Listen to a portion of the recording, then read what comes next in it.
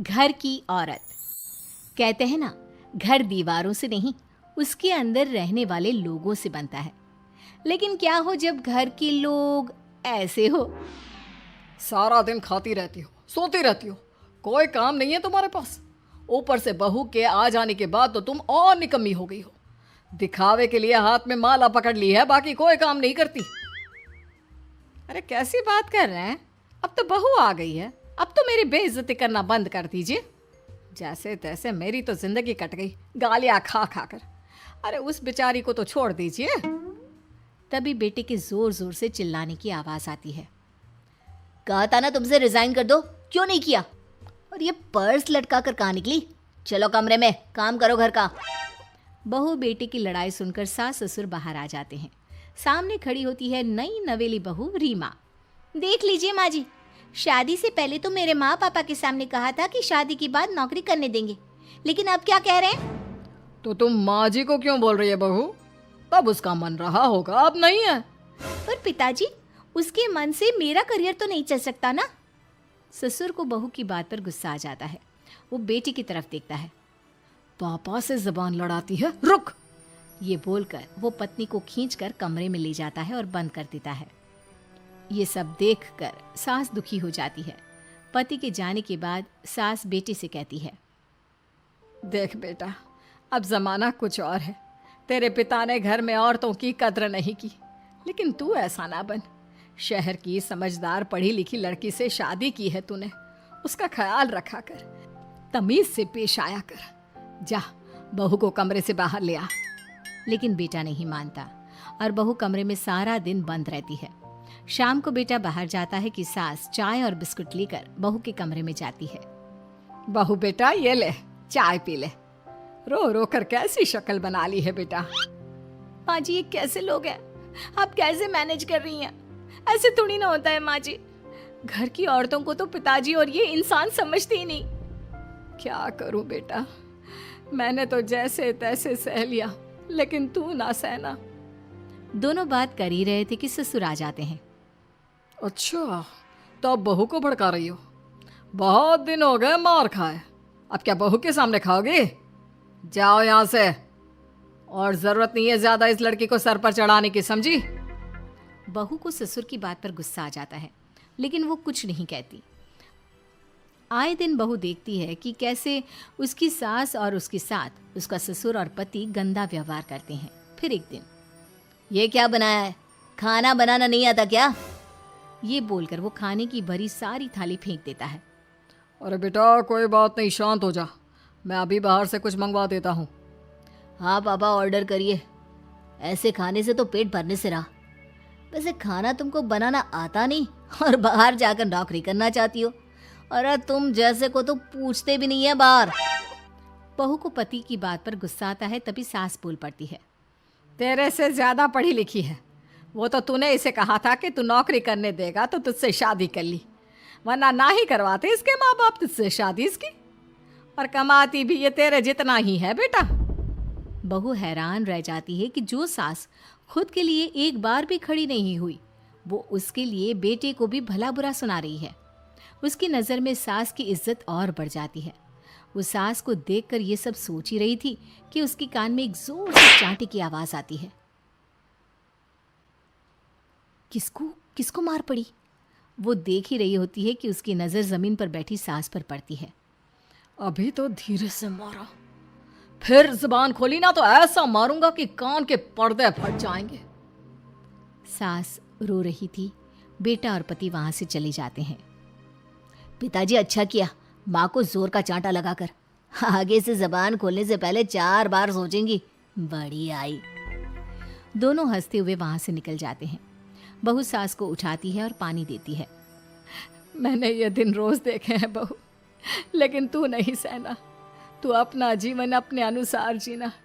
शादी के वक्त मैंने तेरी माँ से बात करने की कोशिश की थी, उन्हें बताया था, लेकिन वो नहीं मानी। बहू सास को पकड़कर रोने लगती है। वो इसलिए नहीं मानी क्योंकि वो मेरी सगी माँ नहीं है। माँ जी, जिस तरह से आप मेरे लिए खड़ी हुई है ना, मेरी माँ भी नहीं हुई। बेटा मैं तेरा भला चाहती हूँ, तू नौकरी इस घर में रहकर तो नहीं कर पाएगी, एक काम कर, इस घर से चली जा, पैसे कमा और खुश रह। माँ जी, हो सकता है कल तक मैं आपके इस फैसले को मान जाती, लेकिन आज नहीं। माँ जी, आप यहाँ इस नर्क को झेले और मैं आपको छोड़कर चली जाऊं? नहीं, कभी नहीं। अगले रोज, सुनिए, वो क्या है ना, मुझे कुछ कपड़े और गहनों की ज़रूरत है, तो ज़रा पैसे दीजिए ना। अब आप घर के मर्द हो तो पैसे तो आपसे ही मांगूंगे ना। बुरा तो नहीं लग रहा ना आपको? नहीं नहीं, बुरा क्यों लगेगा, ये लो कार्ड, कर लेना शॉपिंग। अगले रोज, बिजली का बिल आया है 10,000 का, भर दीजिएगा। इतना बिल कैसे आ गया? बेटा वो क्या है ना, सारा दिन बहू घर में रहती है तो कमरे में एसी और टीवी चलता रहता है। अब कम से कम बाहर जाए तो 4 पैसे कमा कर लाए, लेकिन हम लोगों को थोड़ी ना औरत की कमाई खानी है, वो तो मर्द ही करता है ना। पति पर्स देखता है और फिर हाँ माँ, ठीक बोल रही हो, खैर चलता हूँ, ऑफिस का वक्त हो गया है। पति ऑफिस से पिता को फोन करता है। पापा, घर के खर्चे तो बढ़ते ही जा रहे हैं, ऊपर से महंगाई आप देख रहे हैं। मैं सोच रहा हूँ क्यों ना मीना को नौकरी के लिए हाँ कर दूँ, 4 पैसे ही लाएगी ना घर में। वो तो तू ठीक बोल रहा है, लेकिन ये औरत की जात, कल को 4 पैसे कमाने लगे तो यह नहीं कि सर पर चढ़कर नाचे। हाँ पिताजी, बात तो सही है, वो तो आप हैं जो माँ को मुट्ठी में रखा है, वरना मेरी वाली तो। खैर, सोचते इस बारे में। शाम को पूरा परिवार साथ बैठा होता है। वो कल पनीर की सब्जी बनानी है तो थोड़े पैसे देकर जाना।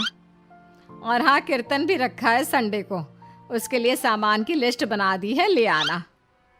पापा को दे दो, वो ले आएंगे। अरे पापा कहाँ से ले आएंगे, मेरे पास नहीं है पैसे वैसे। लो, पैसे ही नहीं है? मेरे पापा की जेब तो हमेशा नोटों से भरी रहती है। बेटा, लक्ष्मी को जो पूजता है ना, उसके पास लक्ष्मी रहती है। जो घर की औरतों को मारे पीटे, वो भला कैसे लक्ष्मी का लाभ ले सकता है? वाह वाह, क्या बात है, तो जबान खुल रही है तुम्हारी। लगता है भूल गई पुरानी मार और डांट, क्या? हाँ माँ जी, शांत हो जाइए, मैं नहीं देख सकती आपको मार खाता, और फिर हो सकता है कि मैं आपको बचाने आऊँ तो ये भी मुझे मारे। ठीक है बहू, मैं कुछ नहीं कहती, तू ये लिस्ट बस दे दे, मैं चलिए आराम करने। फिर अगले रोज, सुनिए जी, वो मायके जाना है, वो क्या है ना, शादी के बाद से गई नहीं, तो ट्रेन की टिकट बुक करवा देना। तो मैं भी तो साथ जाऊंगा ना तुम्हारे। तो ठीक है, फिर फ्लाइट की ही टिकट करवा दीजिए। वो क्या है ना, अच्छा थोड़ी ना लगता है, आप पहली बार मेरे साथ जा रहे हो और हम ट्रेन से चले, ठीक है ना? पति ऑफिस जाता है, जहाँ उसका दोस्त कहता है, अरे क्या हो गया यार, परेशान सा दिख रहा है, तेरी तो नई नई शादी हुई है, भाभी परेशान कर रही है क्या? अरे नहीं यार, तू तो जानता है थोड़ी सी कमाई में घर चलाना मुश्किल हो रहा है, तू कैसे मैनेज करता है यार? कैसे क्या यार, तू जानता है ना मेरी बीवी रिया को, वो टीचर है, फिर घर में ट्यूशन करती है, साथ में बच्चे भी पढ़ लेते हैं। यार, घर नाम की गाड़ी दोनों पहियों के साथ चलने से ही चलती है, वो भी कमाती है और मैं भी, और चल रहा है घर बस। पति को दोस्त की बात समझ में आती है, लेकिन पिता का ज्ञान कैसे भूल सकता था? भाई, कल को सर पर चढ़कर नाचने लगी तो। शाम को घर आता है, जहाँ उसकी बुआ और उसका बेटा बैठे होते हैं। अरे आ गया लल्ला, कैसा थका थका सा लग रहा है, सब ठीक है ना? नमस्ते बुआ, कैसे आना हुआ? कैसा है रमेश? भाई को तो भाई की याद ही नहीं आती। अरे नहीं नहीं भैया, याद नहीं आती तो यहाँ कैसे आता, ये लीजिए मेरी शादी का कार्ड, जरूर आना। पति कार्ड खोलता है। डॉक्टर रश्मि, अरे वाह, तेरी होने वाली बीवी डॉक्टर है। और क्या भैया, आपकी बीवी इंजीनियर तो मेरी डॉक्टर। तभी वहाँ सास आ जाती है। अरे जब घर में ही बिठाना है बेचारी को, तो काहे का इंजीनियर है, तो काम वाली ही, घर का काम करती है और आराम। इतनी पढ़ी लिखी लड़की को घर पर क्यों बिठा रखा है? अरे बहू कहीं झोला छाप डिग्री तो नहीं लेकर आई है? पत्नी की बुराई सुनकर पति को गुस्सा आता है। नहीं बुआ, यूनिवर्सिटी टॉपर है मेरी मीना, और हाँ बड़ी कंपनी में काम भी करती है, बस शादी के बाद कुछ महीनों की छुट्टी ली थी, अगले हफ्ते से ऑफिस शुरू हो जाएगा। क्यों मीना? तभी ससुर आ जाते हैं। हाँ, लेकिन फिर घर का काम कैसे होगा? और पैसे कमाने लगेगी तो सर पर। पिता की बात पूरी नहीं हुई कि बेटा, सर पर चढ़ने का हक है उसका पापा। पत्नी है वो मेरी, यानी मेरे घर की रानी।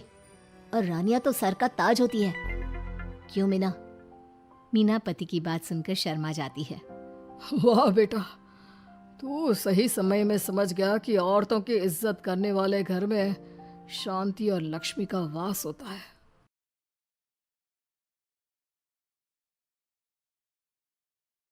ये कहानी ममता की है। बचपन से ही घर में ये एहसास दिलाकर पाला गया कि औरतों को बोलने का हक नहीं है। अरे ममता, जरा जल्दी जल्दी हाथ चलाओ, रोज ऑफिस में देर पहुंचता हूँ तुम्हारे कारण। लेकिन आपका सारा खाना पैक और तैयार भी है।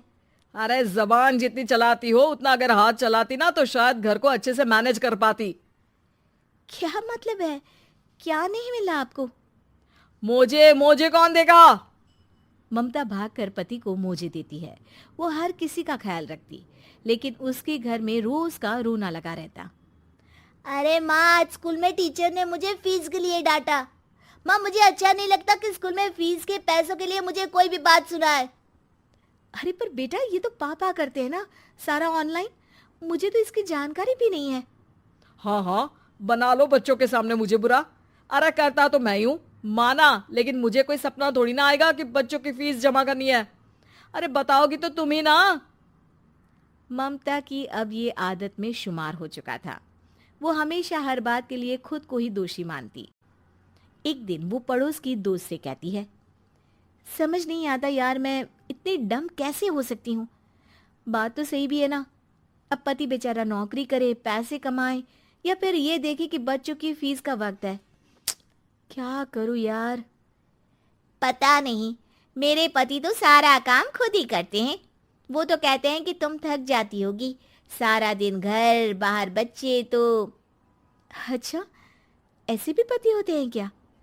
अरे क्या बात कर रही है? भाई साहब कभी तुझे किसी बात के लिए सुनाते नहीं? किसने कहा नहीं सुनाते? अरे ये पति चीज ही ऐसी होती है कि बिना पत्नी को सुनाए उन्हें चैन की नींद कहाँ आती है। तो तू भी परेशान रहती होगी कि कैसे, क्या, कब भूल गई। अरे वो तो मुझे बस इस बात के लिए ताना देते हैं कि मैं वक्त पर खाना क्यों नहीं खाती, या पार्लर जाकर अपनी साज सज्जा क्यों नहीं करवाती। पड़ोसन बोल ही रही होती है कि ममता के बेटे की आवाज आती है। अरे माँ, क्या हो गया? लग नहीं रहा कि आज आप मुझे पानी भी देगी। अरे कब से खाने के लिए वेट कर रहा हूँ। अरे यार, मैं चलती हूँ, बेटा खाने के लिए वेट कर रहा है, मैंने उसे खाना भी नहीं दिया। अरे 12वीं में पहुंच चुका है तुम्हारा बेटा, उसे बोलो खुद पानी लिया करे। मैंने तो अपने बच्चों को काम करना सिखाया है। अरे यार, खुद की भी तो कोई लाइफ है। माना जब नहीं कर सकते थे तो किया, लेकिन अब इतने बड़े बच्चों की हर बात मानेंगे तो मुश्किल तो अपने को ही होगी। ममता को पड़ोसन की बात में दम तो लगता है, लेकिन करे क्या, आदत भी तो खुद ही ने डाली थी। ममता घर जाती है कि तभी बेटी आ जाती है। माँ, परसों मुझे एक शादी में जाना है, तेरी वो जो लाल वाली साड़ी है ना, उसे दे देना। मैं आज जाकर टेलर को दे दूंगी, वो उस साड़ी से सूट बना देगा। अरे नहीं नहीं तारा, वो मेरी माँ ने मुझे दी थी और उस साड़ी से मेरी काफ़ी भावनाएं जुड़ी हैं। तुमको ना मैं दूसरी साड़ी दे दूंगी। ओके, कोई बात नहीं, लेकिन आज दे ही देना पक्का। तारा माँ की साड़ी से सूट बनवाकर पार्टी में जाती है, लेकिन जब वो पार्टी से लौटती है, क्या है, मैं तो समझ ही नहीं पा रही हूँ। अरे जब वो साड़ी मांगी थी तो ये छल्ली सी साड़ी क्यों दे दी? मैं ही पागल थी जो इस साड़ी का सूट बनवा लिया मैंने। माँ, जानती भी हो कि कॉलेज में मेरी कितनी हंसी उड़ी। तभी वहां ममता का पति सुनील आ जाता है। अरे गवार औरत, जब बेटी साड़ी मांग रही थी तो दे देती ना। अरे पापा, इनके तो इमोशंस जुड़े थे उस साड़ी से। ममता इतने सब के बाद भी कुछ नहीं बोलती। मेरी बेटी की बेइज्जती हो गई, मैं बिल्कुल बर्दाश्त नहीं कर सकता ये। मैं नहीं चाहता कि मेरी बेटी से कोई भी ज्यादा सुंदर लगे पूरे कॉलेज में। जी, वो पढ़ने में तारा बिल्कुल अच्छी नहीं है, उसकी पढ़ाई पर आप ध्यान दीजिए ना। अच्छा, अब तुम मुझे बताओगी कि मुझे किस पर ध्यान देना और किस पर नहीं? रमेश जैसा ही ये वाक्य पूरा करता है, ममता की बेटी और पति उस पर जोर जोर से हंसते हैं। अरे ठीक है ना, पता ही नहीं चला कि कैसे वक्त इतना बीत गया। अरे कैसे पता चलेगा माँ, हम लोगों के पीछे जो तू बैताल की तरह चिपकी रहती थी, तुझे कैसे वक्त का पता चलता।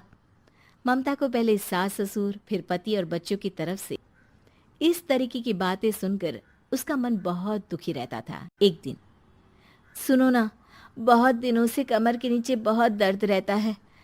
कल मैंने देखा तो एक फोड़ा था। अरे ममता, एक बार अपने पति से बात करो, वो तुम्हारा फोड़ा डॉक्टर को दिखा देंगे। अरे नहीं नहीं, वो तो गुस्सा हो जाएंगे।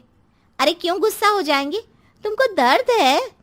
हाँ, लेकिन वो यही बोलेंगे कि ऑफिस जाऊं या फिर तुम्हें लेकर डॉक्टर के पास। तो बेटे से ही बात कर ले। अरे वो तो मैं कर लूं, लेकिन फोड़ा है ऐसी जगह कि उसे बताते मुझे शर्म आएगी। लेकिन कुछ ना कुछ तो करना जरूरी है ना, ऐसे कब तक फोड़े के दर्द से तड़पती रहेगी। अब तो सोच रही हूँ कि इनसे बात कर ही लूं, वरना दर्द के मारे कहीं मर ना जाऊं। लेकिन शाम को, ममता, क्या किया तुमने आज? खाने के डिब्बे में कैसा खाना दिया था? दाल खराब हो गई थी। कब की थी?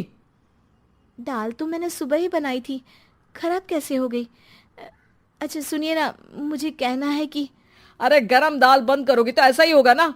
बेइज्जती हो गई सबके सामने मेरी। ऑफिस वालों ने ऐसा मजाक उड़ाया कि क्या बोलूं। कल से ठीक से खाना देना है तो देना, वरना खाना देना बंद कर देना, बाहर खा लूंगा मैं। ममता जो पति से अपनी परेशानी बताने वाली थी, वो अब ये सोचने लगती है कि कल से पति को खाने में क्या दे। अगले दिन ममता थकी थकी सी हालत में, आप लोगों के लिए नाश्ता बना दिया है, खाना बनाने की हिम्मत नहीं है आज तो। रात भर सोकर थक गई है ना, इसीलिए तो खाना नहीं बना सकती। हिम्मत नहीं हो रही है, मैं बस सोने जा रही हूँ। बस मैडम को सोने का बोल दो, फिर देखो कैसे सोती रहती है। माँ फिर वही पराठा सब्जी। अरे हमारे साथ के दोस्त एक से बढ़कर एक नाश्ता खाना लेकर आते हैं, आप तो बस। सभी घर से निकल जाते हैं, लेकिन जब शाम को बेटा घर आता है तो घर में अंधेरा रहता है। बेटा लाइट जलाता है। क्या माँ, तुम्हारा भी जवाब नहीं है बिजली का बिल बचाने के लिए? वो बोल ही रहा होता है कि सामने माँ जमीन पर लेटी मिलती है। वो उसके पास जाता है। अरे माँ, क्या हो गया माँ? तभी वहां पड़ोसन आती है। अरे बेटा, तुम्हारी माँ के पैर के पास एक फोड़ा है, जिसके कारण ये लगातार कमजोर होती जा रही थी। मैंने उसे पहले ही कहा था कि घर में बता दो, लेकिन तुम्हारी माँ किसी को तंग करना नहीं चाहती थी। तभी वहां डॉक्टर आ जाता है। अरे इनके ऑर्गन में दिक्कत है, कोई बात है जो इनके मन में खटक रही है। अरे नहीं नहीं, इसके मन में कोई बात नहीं है, कोई काम है नहीं ना इसके पास, सारा दिन बस घर में ही रहती है। देखिए, मैं तो ये नहीं जानता, लेकिन हाँ, इनके मन में हमेशा कोई बात रह जाती होगी, इसलिए उनकी ये हालत है। अगर आप समय से नहीं ले आते तो हो सकता था कि। अरे नहीं नहीं डॉक्टर साहब, हम पूरी कोशिश करेंगे कि वो ठीक हो जाए। हम लोगों ने अपनी ही परेशानी माँ के सामने रखी, लेकिन किसी ने माँ की दिक्कत को जानने की कोशिश तक नहीं की। हाँ, मैंने भी ममता को हमेशा घरेलू जरूरत से ज्यादा काम का नहीं सोचा था। ममता को होश आता है और वो खुद को अपने बेडरूम में देखती है। वो उठने की कोशिश करती है कि माँ, अब आप नहीं उठेंगी, हम लोग है ना, हम लोग आपको पूरी तरह से खुश रखने की कोशिश करेंगे।